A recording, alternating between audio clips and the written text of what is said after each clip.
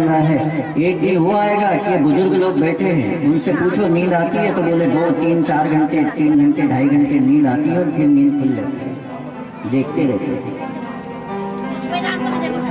और जिसने जीवन में समय को पकड़ लिया है साहब, वो समय के साथ जो जो चलता है, वर्तमान के साथ जो जो चलता है, भूत और भविष्य की चिंता मत करो। कई लोग पूछते हैं पंचांग देखते हैं आप, कई लोग पूछते हैं हाथ देखते हैं आप, हम तुमसे मना कर देते कि ना तो पंचांग देखते हैं ना हाथ देखते हैं। ये हाथ की लकीरों पर कब तक भरोसा करोगे? विचार करो। जिसका हाथ यहाँ से नहीं है वो भी तो जी रहा है, जिसके हाथों में कोई लकीर नहीं है वो भी जी रहा है, वो भी खा रहा है, वो भी पी रहा है। तो फिर ये हाथ की लकीर को किसी को बताने से क्या लाभ मिलेगा?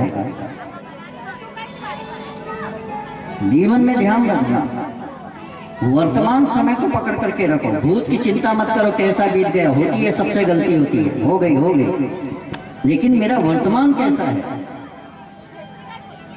और भविष्य की चिंता मत करो कि क्या होगा, जो होगा देखा जाएगा। जिसने वर्तमान को संभाल लिया है मेरे भाई बहन, जिसने वर्तमान को सजो करके रख लिया है, अभी आप कहाँ हैं? वर्तमान में अच्छी जगह बैठे हैं। अब आज आप अच्छी जगह बैठे और कल की कल्पना करो कि कल कथा समाप्त हो जाएगी तो परसों क्या करूंगा मैं, क्या करूंगी मैं, तो ये लाभ क्या है? ये क्या लाभ देगा? आज आप और हम बिल्कुल अच्छी जगह बैठे वर्तमान में, तो वर्तमान में अच्छी जगह बैठ करके अच्छा सोचो तो हमारा भविष्य भी अच्छा होगा, वो भी किसी प्रकार से भेजे। अच्छा सोचो, समय किसी की प्रतीक्षा नहीं करता है, और जीवन में जो कुछ करना है आज ही कर लो, अभी कर लो। संतों ने तो यहाँ तक कहा, काल करे सो आज कर और आज करे सो अब, पल में प्रलय होएगी बहोरी करे। काल करे सो आज कर, आज करे सो अब, अभी कर। उसको ये भी मत कहना कि 1 घंटे बाद। लेकिन फिर संतों ने सावधान किया है कि सत्कर्म करना हो, अच्छा कर्म करना हो तो उसको अभी कर दो, लेकिन मन में कोई बुरा विचार आ जाए, कुविचार आ जाए तो उसको कल पर छोड़ दो कि कल करेगा, कल तक शायद बुद्धि ठीक हो। सत्कर्म करने के लिए, अच्छे कर्म करने के लिए कहा गया आज करे सो अभी कर। और बुरे कर्म करने का मन में विचार आ जाए, किसी का दिल दुखाने की बात आ जाए, किसी से झगड़ा करने की बात आ जाए, तो उसको कल पर टाल दो, कल तक हो सकता है बुद्धि ठीक हो जाएगी और जो झगड़ा होने वाला है वो झगड़ा नहीं हो पाएगा। इसलिए ध्यान देना, जीवन में यदि कुछ है तो वो एकमात्र है आचरण। हम किस देश में रहते हैं? हम उस देश में रहते हैं जहां चित्त की पूजा नहीं की जाती है, चरित्र की पूजा की जाती है। चित्र तो बहुत है, फिल्मी स्टारों को देखो आप, फिल्मी स्टारों का जिनको शौक है उन्होंने अपने घर में फिल्मी स्टारों की फोटो लगा करके रखी है। कोई क्रिकेट कप देंगे है तो उसने क्रिकेट खेलने वालों की फोटो घर में लगा करके रखी है। लेकिन आप और हम सनातन धर्म को मानने वाले हैं, तो हमारे घर में राधा कृष्ण राम सीता हनुमान इनकी फोटो लगी हुई है, शिव पार्वती। क्यों लगी है? इनकी फोटो क्यों लगाई हमने? और इनको जगत क्यों पूछ रहा है? इसको जगत क्यों वंदना कर रहा है? सुबह सुबह उठ करके क्यों प्रणाम करते हैं? कि इनके जो आचरण है वो मेरे जीवन में आ जाए तो मेरा जीवन भी धन्य धन्य हो जाए। इसलिए ध्यान देना, आज सष्टम दिवस है। जीवन में सब कुछ बिगड़ जाए, आचरण मत बिगड़ने देंगे। हम उस भारत देश में रहते हैं जहाँ आचरण की पूजा होती है, वहां पर चित्र की पूजा नहीं होती, चरित्र की पूजा होती है। राम कृष्ण, राम छोटा सा नाम है, राम। अब राशि पर आप विचार करो। कल भी कोई फोन करके पूछ रहा था, गुरुजी पंचांग देखते हैं? मैंने कहा नहीं सर, पंचांग देखना मेरा विषय नहीं है, मैं देखते ही नहीं। तो कल राशि जरा पूछना था कि हमारी राशि पर क्या चल रहा है। तो राम से रावण और रा से रावण दोनों की राशि एक बन रही है।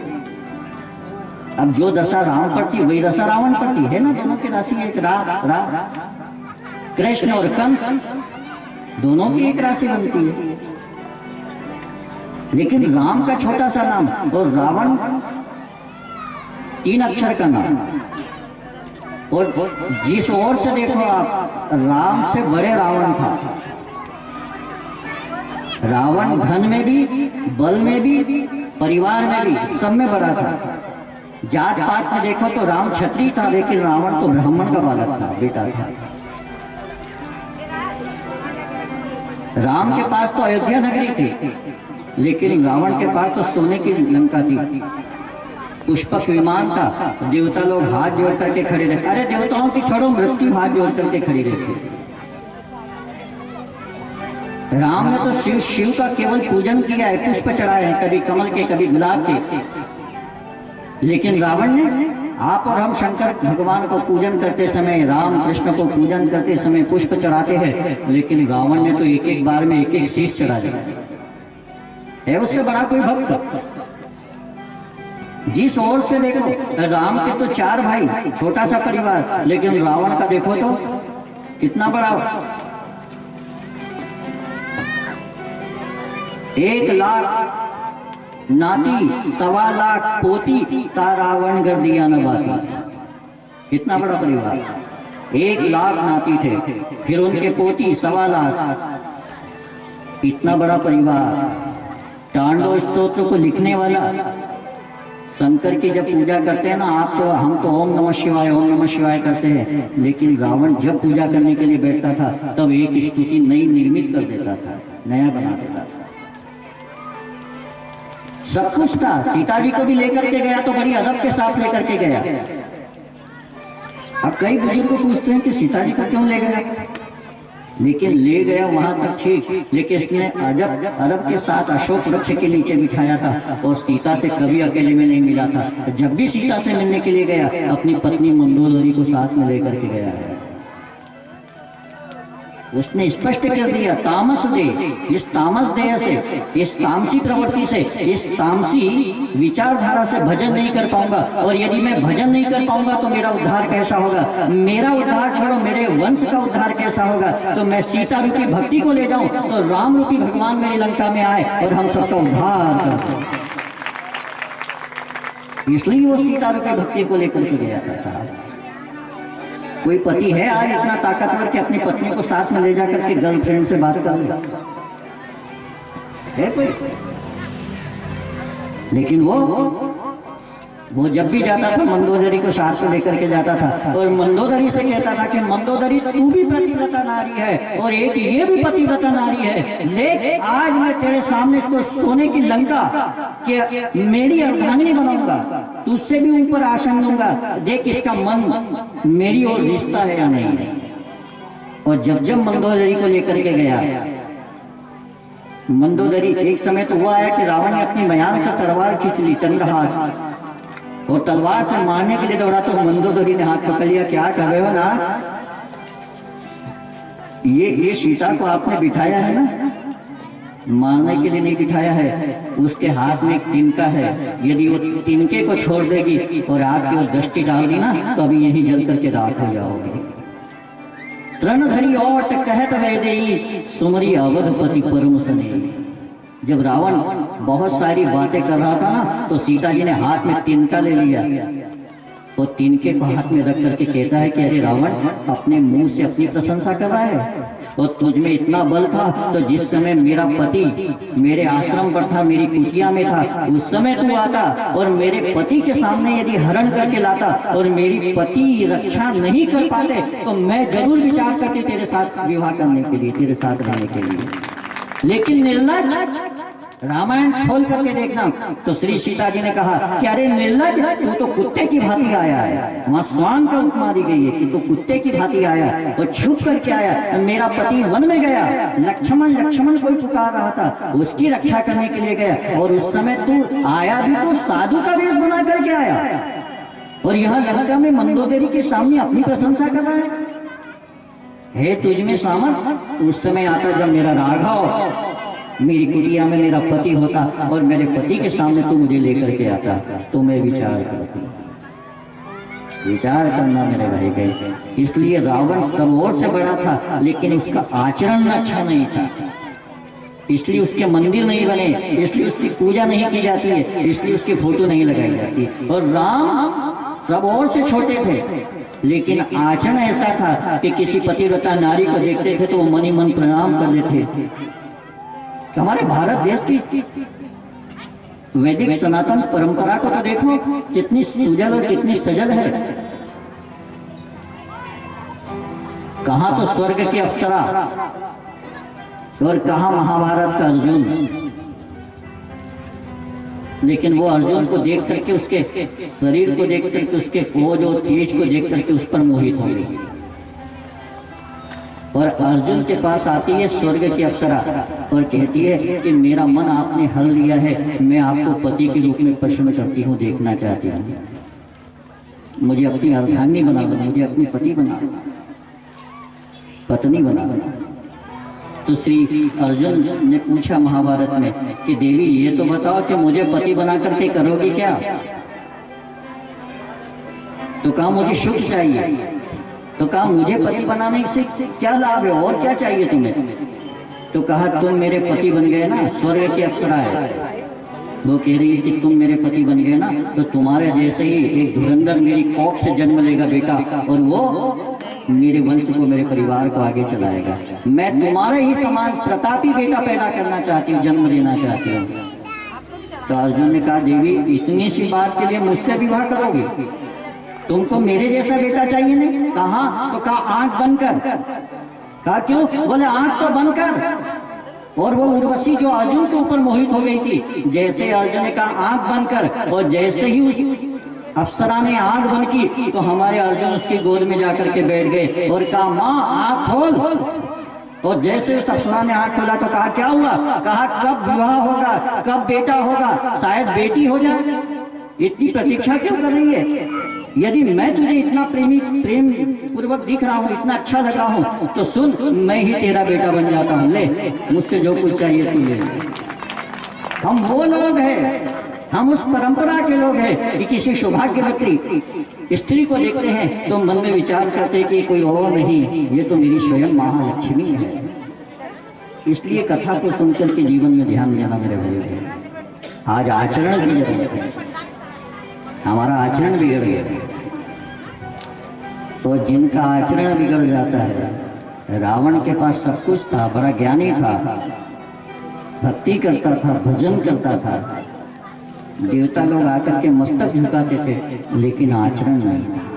और न आचरण होने के कारण द्वार के बाहर आज भी खड़ा हुआ है। और जब जब नवरात्रि आती है, दशहरा आता है, उस दिन को प्रति वर्ष रावण को मरना पड़ता है, गांव गांव में मारा जाता है। इसलिए कथा पर विचार करना कि उस परमात्मा की कितनी बड़ी कृपा है हम पर कि मनुष्य तन दिया है, और मनुष्य तन पा करके भी आप और हम आचरण को न सुधारें। ये आज छठवें दिन की कथा है। कथा में प्रवेश करने से मन को पवित्र कर ले, मन को शुद्ध कर। हमारी दृष्टि कैसी हो, हमारे कान कैसे हो, हमारी जीवा कैसी हो, ये सब कथा में बताया गया है। हमारे भागवत जी में तो एक महात्मा ऐसा भी हो गया है, एक राजा ऐसा भी हो गया है जिसने 10,000 कान मांगे थे। अपन 2 कान से परेशान हैं, आप और हम 2 कान से परेशान हैं, लेकिन एक ने 10,000 कान मांगे। कहा 10,000 कान को क्या करोगे? तो उसने एक ही बात कही, भरहि निरंतर, भरहि निरंतर होय न पूरे, तिनके हिया तुम कहो ग्रह रे। श्री राम जय राम, जय जय राम, श्री राम जय राम, जय जय राम, श्री राम जय राम, जय जय राम, श्री राम जय राम, जय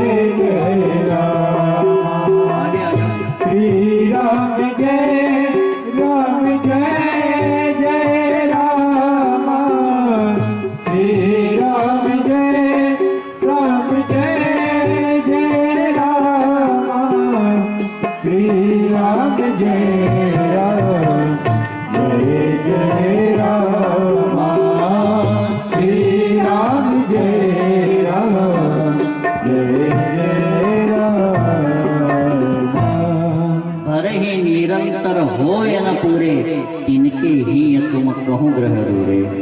कहाँ मिलोगे? राम जी से पूछा कहाँ मिलोगे? ये दो कान भगवान ने इसीलिए दिया है, ये दो कान परमात्मा ने इसीलिए दिया है कि इन कानों से कथा रूपी अमृत हमारे अंदर जाए। ये द्वार है और इन द्वारों से हमारे अंदर कथा रूपी अमृत जाए, हृदय पवित्र हो जाए, और जिसका हृदय पवित्र हो जाता है उसके मन मंदिर में हमारे परमात्मा आकर के विराजमान हो जाते हैं। कहाँ मिलेगा वो? कहाँ मिलेगा? उसकी शर्तें हैं, यदि वो शर्त पूरी कर ले तो परमात्मा आज भी हमारे पास आने के लिए तैयार है। उसने कहा है निर्मल मन जन सो मोहि पावा, मोह कपट छल छिद्र। इसलिए मेरे भाई बहन, राम से रावण सब और से बड़ा है, लेकिन रावण के पास आचरण नहीं था। समय आया तो अपने छोटे भाई को ही लात मार करके निकाल दिया लंका से। आप सब जानते हैं। और ध्यान देना, परिवार में कोई एक ऐसा होता है जिसका पुण्य है, उस पुण्य के प्रभाव से ही आप और हमारे घर परिवार चल रहा है। जब तक लंका में विभीषण रहा तब तक राम नहीं गए, जब तक लंका में विभीषण रहा तब तक लंका में किसी प्रकार का उपद्रव नहीं हुआ। हनुमान जी आए, लंका जला गए, चले गए, लेकिन विभीषण ने जैसे ही लंका का त्याग किया कि फिर लंका की चारों ओर से चढ़ाई होने लग गई। लंका अपने आप खंडहर हो गई। जिसके यहाँ 1 लाख, 1.25 लाख नाती, 1.25 लाख पोती, उसके घर कोई दिया लगाने वाला भी नहीं समझा। इसलिए जीवन में ध्यान देना। कल आपने कथा सुनी है, अब वापस यदि भागवत कथा पर चले तो उस पूर्ण ब्रह्म परमात्मा की कथा सुनी है आपने। वो जगत के नियंता जब 7 बरस की आयु में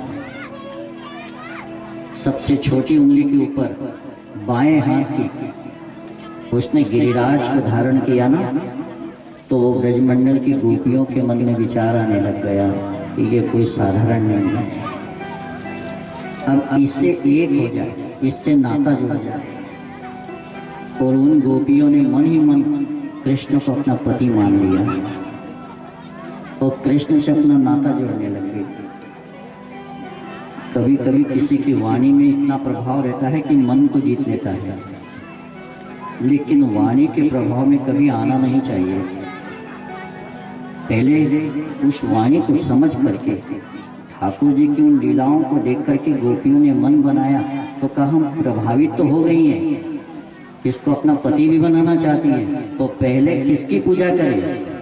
तो कहा जो सबको श्योग वर देने वाली है, उस कात्यायनी देवी का पूजन किया है। मिट्टी की कात्यायनी की मूर्ति बनाती थी माता जी की, और उस कात्यायनी देवी का पूजन करती थी यमुना के तट पर आकर के। सुबह सुबह ब्रह्म मुहूर्त में 4 बजे रात से 5:30 बजे तक का समय ब्रह्म मुहूर्त होता है, और उस ब्रह्म मुहूर्त में वो कात्यायनी देवी का पूजन करती थी। और कात्यायनी देवी का पूजन करके मिट्टी की मूर्ति बनाती थी, रोज पूजन करती थी, आरती करती थी, धूप दीप नवेद, और फिर उस कात्यायनी देवी की मूर्ति को जल में विसर्जन कर देती थी सुबह 4 बजे। और उस समय हमारे सनातन धर्म में ये नियम था कि जिस घाट पर स्त्रियां स्नान करती थी उस घाट पर पुरुष नहीं जाते थे, वहां केवल गोपियां ही स्नान करती थी, वहां कोई पुरुष नहीं जाता था। लेकिन उन गोपियों से एक गलती होती थी कि वो जब स्नान करने के लिए जाती थी तो दिगंबर होकर के स्नान करने के लिए जाती थी। दिगंबर अपने वस्त्र उतार करके रख देती थी। तो जल के जो देवता वरुण है उसने निवेदन किया, कहा गोविंद ये तो एक नियम लग जाएगा, नियम बन जाएगा, हर कोई आकर के दिगंबर होकर के स्नान करेगा।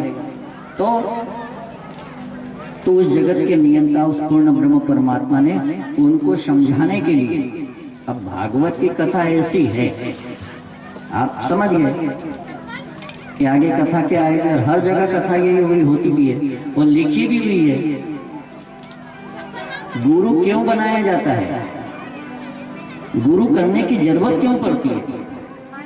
गुरु इसलिए नहीं बनाया जाता है कि हमको बहुत सारा धन मिल जाए, गुरु इसलिए नहीं बनाया जाता कि हमारी जो जो इच्छाएं वो इच्छाएं पूर्ण हो जाए। गुरु तो इसलिए बनाया जाता है कि जहां कहीं उलझन हो उस उलझन को सुलझा दे, उसी का नाम गुरु है। वो गुरु। इसलिए जीवन में ध्यान रखना, जब जीवन में कोई सदगुरु आता है, कोई बुद्ध पुरुष आता है, तो भागवत कथा सुनने और सुनाने के लिए जब बैठते हैं ना, तो उसकी कृपा अपने आप होने लग जाती है। किसी ग्रंथ को आप लेकर के बैठेंगे और आपके किसी बुद्ध पुरुष में, किसी सदगुरु में, दादाजी धोनी वाले हो, जिसको मानते हो आप, उसमें यदि आपकी श्रद्धा है, तो जब आप कोई ग्रंथ लेकर के बैठेंगे ना और उसका पाठ करेंगे, तो उसका अर्थ धीरे धीरे अपने आप आपको मिलता जाएगा, अपने आप मिलता जाएगा। इसलिए यहाँ पर कथा, अब कथा यही है कि वो लाला, वो कृष्ण गए और उनके सारे वस्तु उठा करके अपने पास ले गए, कदम के वृक्ष के ऊपर रख ली, फिर बांसुरी बजाई और फिर उनसे कहा जैसी हो ऐसी आ जाओ। अब बस इतना बोल के छोड़ दिया और वो समाज में फैल गया, और समाज में यहाँ तक फैल गया कि कृष्ण वो गोपियों के वस्त्र उठा करके ले गया। वो जगत के पिता, कोई पिता अपनी बेटी को दिगंबर देखेगा? कोई पत्नी अपने कोई पति अपनी पत्नी को दिगंबर देखेगा? विचार करो कथा में बैठ करके। और यदि आप कथा सुन रहे हो तो मेरा दायित्व मैं पूरा कर रहा हूँ। 4 घंटे आपको दे रहा हूँ, पौने 4 घंटे, 3.5 घंटे, तो 4 घंटे में हमारा प्रयास यही रहता है कि यजमान के यहाँ का चाय भी नहीं पिए। किसी भी जगह हम कथा करने जाते हैं तो हमारा उद्देश्य यही है कि हम यजमान से यही कह देते हैं, भैया बाद में किसी दिन आकर के चाय ले लेंगे, भोजन कर लेंगे। वैसे भी भोजन हम कहीं करते नहीं है। राजू भाई, माता, दादी जी, भैया सब लोग रोज बोलते, दोनों बहुएं भी बोलती कि गुरु जी चाय पी। किसी का भार इसलिए नहीं रखते कि फिर थोड़ा सा जो बोलना था चाहते हैं वो बोल नहीं पाएंगे, उसका कर्जा चढ़ जाता है। इसके लिए निवेदन हमारा है। कल भी कुछ माताएं कह रही थी, हमने कहा ठीक, हम समय आएगा तब बताएंगे आपको। और समय मिल जाता है और प्रभु की कृपा होती तो किसी के यहाँ पहुंच भी जाते हैं। पर कारण क्या है? कारण बस यही है कि आप और हमने जैसा सुना था वैसे ही समझ लिया है। वो जगत का नियम था, जिसके गीता जैसा हमारे पास इतना सुंदर ग्रंथ दिया, 18 अध्याय का, एक एक चीज जिसने क्लियर खुली कर दी। वो जगत का पिता, वो जगत का स्वामी, वो जगत का गुरु क्या किसी स्त्री जाति को दिगंबर देखेगा?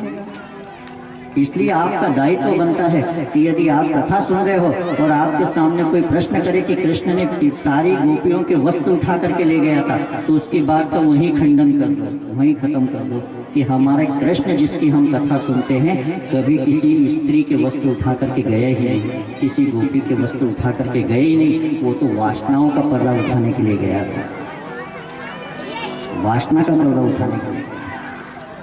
कौन सी वासना?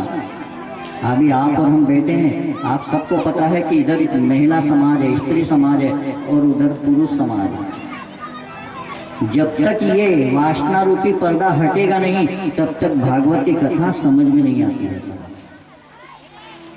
आपने सुना होगा, जिसकी कथा आप सुन रहे हैं और जो कथा का वाचन कर रहा है, जो वक्ता है, वो कौन है? सुखदेव स्वामी है, जो माँ की कोख में 16 साल रहा था, 1 साल नहीं। आप और हम 9-10 महीने में बाहर आ गए, लेकिन सुखदेव स्वामी माँ की कोख में 16 वर्ष तक रहे, और 16 वर्ष के बाद आए तो शरीर पर वस्त्र नहीं पहना। जैसे ही माँ की कोख से जन्म लिया ना, तो जंगल की ओर चल दिए। श्री कृष्ण शरणम ममा, श्री कृष्ण शरणम ममा, श्री कृष्ण शरणम ममा। माँ ने रोका, पिता ने रोका। माँ ने कहा, बेटा, हर एक माँ 9 या 10 महीने अपने बेटे को अपने गर्भ में रखती है, लेकिन मैंने तुझे 16 साल अपनी कोख में रखा है, तो क्या तू मुझे अपना चेहरा भी नहीं दिखाएगा? अरे सुन, थोड़ी बधाइयां तो ले लेने दे, मैं तुझे थोड़ा सा चुमना चाहती हूँ। लेकिन उसने पलट करके भी नहीं देखा। व्यास जी ने आवाज लगाई कि बेटा, क्षणम तिष्ठ, रुक जा, तेरी माँ पुकार रही है। लेकिन वो किसी की पुकार नहीं सुनता और आगे आगे दौड़ता जा रहा है, जिसकी दृष्टि नासिका के अग्रभाग के ऊपर, और श्री कृष्ण शरणम मम, श्री कृष्ण शरणम मम करता जा रहा है। विचार करना है। वो जिसके शरीर पर वस्त्र नहीं है, दिगंबर है, वो कथा सुना रहा है। और ध्यान देना, वो कथा सुना रहा है और वो कथा सुन रहा है जिसको कल सूर्यास्त के पहले सर पा करके ध्वंस कर लेगा, धस लेगा। सुनाने वाला कैसा? तो कहा जिसके शरीर पर वस्त्र भी नहीं है, जो ये भी नहीं जानता कि ये स्त्रियां हैं और वो पुरुष है। परीक्षा हुई है, बिना परीक्षा का प्रमाण पत्र नहीं मिला। जब एक बार परीक्षा का समय आया तो विदेहराज जनक उनके सभा में पहुंचे। कौन? श्री नारद जी। नारद जी ने कहा कि इस धरा के ऊपर, इस पृथ्वी के ऊपर मेरे बराबर कोई ब्रह्मचारी नहीं है। तो जनक जी ने कहा ठीक है, परीक्षा हो जाती है। तो वहीं पर सुखदेव स्वामी थे। तो सुखदेव स्वामी जहां बैठे थे वहां एक झूला था, झूले के ऊपर सुखदेव स्वामी बैठे थे। वो झूले के ऊपर सुखदेव स्वामी बैठ करके श्री कृष्ण शरणम मम, श्री कृष्ण शरणम मम कर रहे थे। और वहीं पर जनक जी ने कहा नारद जी तुम भी जाकर के बैठ जाओ उसी झूले के ऊपर। नारद जी भी आए। ओम नमो भगवते वासुदेवाय। श्रीमन नारायण नारायण का चिंतन करते, हाथ में वीणा है और झूले पर बैठ गए। सुखदेव स्वामी आंख बंद करके भजन कर रहे हैं और ये आंख खुली करके भजन कर रहा है। दोनों ब्रह्मचारी हैं, एक दिगंबर है और एक पीताम्बरधारी है। लेकिन जनक जी ने उसी समय अपनी पत्नी मैना से कहा तुम जाओ, और यहाँ जाकर के सुनैना से कहा तुम जाकर के दोनों के बीच में बैठ जाओ, अभी पता चल जाएगा कि कौन ब्रह्मचारी है। और विदेहराज जनक की पत्नी सुनैना ने बहुत सुंदर, सर्वांग सुंदर 16 श्रृंगार किया और फिर दोनों के बीच में जाकर के बैठी। तो सुखदेव स्वामी तो आंख बंद करके श्री कृष्ण शरणम मम का चिंतन कर रहे थे, लेकिन नारद जी की आंख खुल गई तो देखा तो बगल में राजा जनक की पत्नी बैठी है। तो विचार किया कि कहीं मुझे स्पर्श न हो जाए, और यदि स्पर्श हो गया तो मेरे मन में विषय जाग जाएगा। तो नारद जी थोड़े उस सुनैना से दूर हट करके बैठ गए और विदेहराज जनक ने ताली बजा करके कह दी कि ये सुखदेव स्वामी परमहंस है, आज से सुखदेव के समान कोई धरा के ऊपर संत नहीं है। जिसे ये पता नहीं है कि मेरे बगल में कौन बैठा हुआ, स्त्री है या पुरुष है, जो ये भी नहीं जानता वो कथा सुना रहा है, और जो सुनने वाला है उसको लग रहा है कि कल तो काला सर्प आकर के ध्वंस करेगा। तो ऐसा वक्ता और ऐसा श्रोता किसी सार्वजनिक महिला की बात करेगा या किसी स्त्री के वस्त्र उठाने की बात करेगा? ठाकुर जी ने शब्दों भागवत को पढ़ोगे ना तो स्पष्ट लिखा हुआ कि जैसी हो वैसी आ जाओ, दिगंबर हो तो मेरे पास दिगंबर हो जाओ। लेकिन संतों ने फिर कहा कि जब हम माँ की कोख से जन्म लेकर के आए थे तब कोई वस्त्र पहन करके नहीं आए थे, ये पहने थे। जब माँ की कोख से आए तो दिगंबर आए थे, और जब यहाँ से जाते हैं तब भी दिगंबर जाते हैं।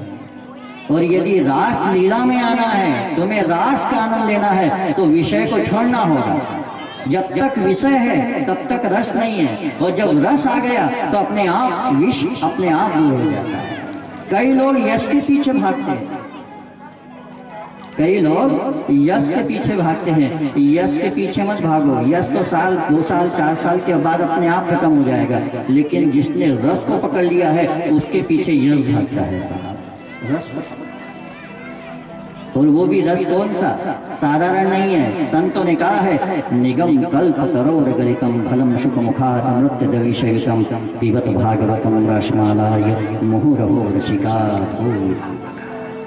कौन सा रस की?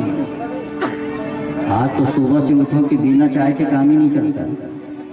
कलयुग का रस चाय हो गई है, कलयुग का रस निंदा हो गई है, कलयुग का रस दिल दिखाने वाला हो गया है। लेकिन इस सबसे उबारने के लिए क्या है? इस सबसे उबारने के लिए केवल एक मात्र है, प्रभु की चर्चा। किसी भी रूप में कर लो,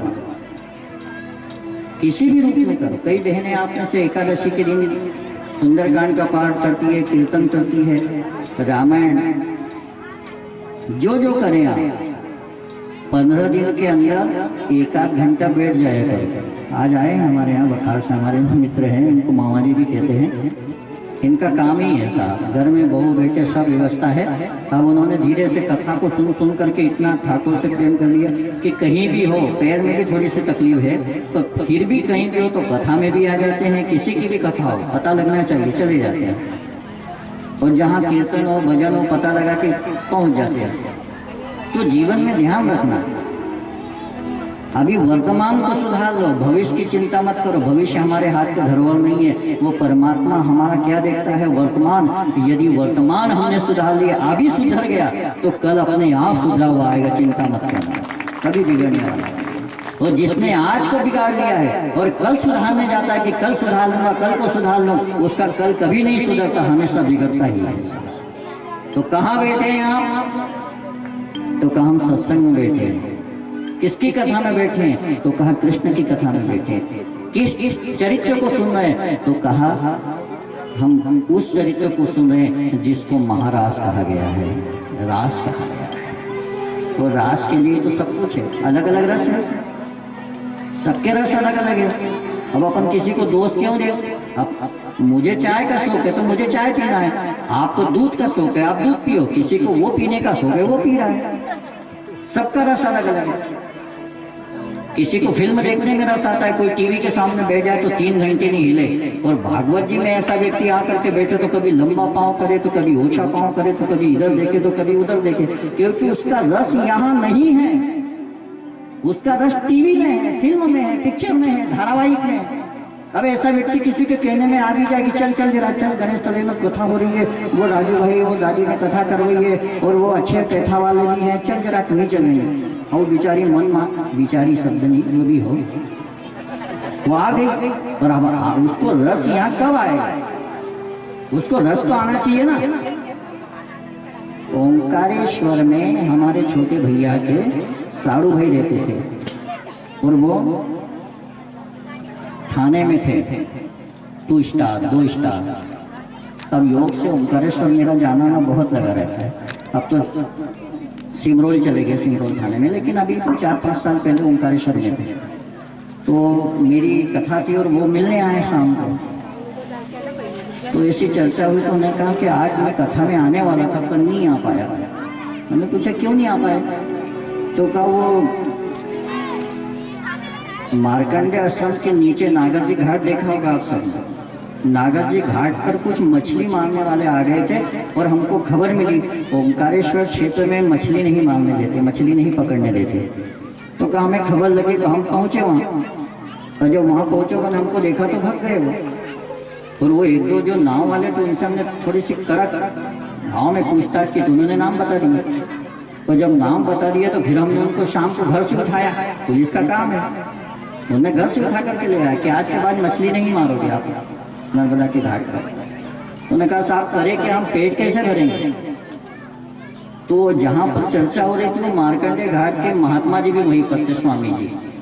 तो स्वामी जी ने कहा एक काम करो, तुम्हारे परिवार का भरण पोषण करना है तो ये मछली पकड़ते हो, दिन भर धूप में बैठे रहे तो कितने तक की चली जाती है? कहा कभी साहब 200 की, कभी 300 की, कभी 500 की, कभी 100 रुपए की।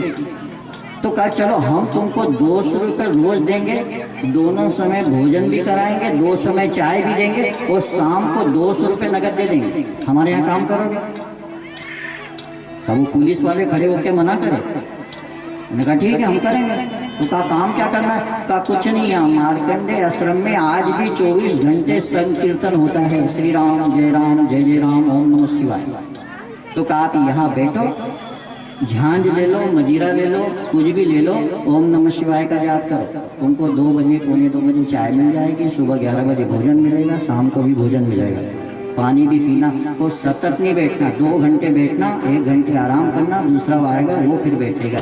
ऐसे 5-5, 7-7 व्यक्ति का समूह है। ठीक है, ये तो बहुत बढ़िया है, छाँव में बैठेंगे।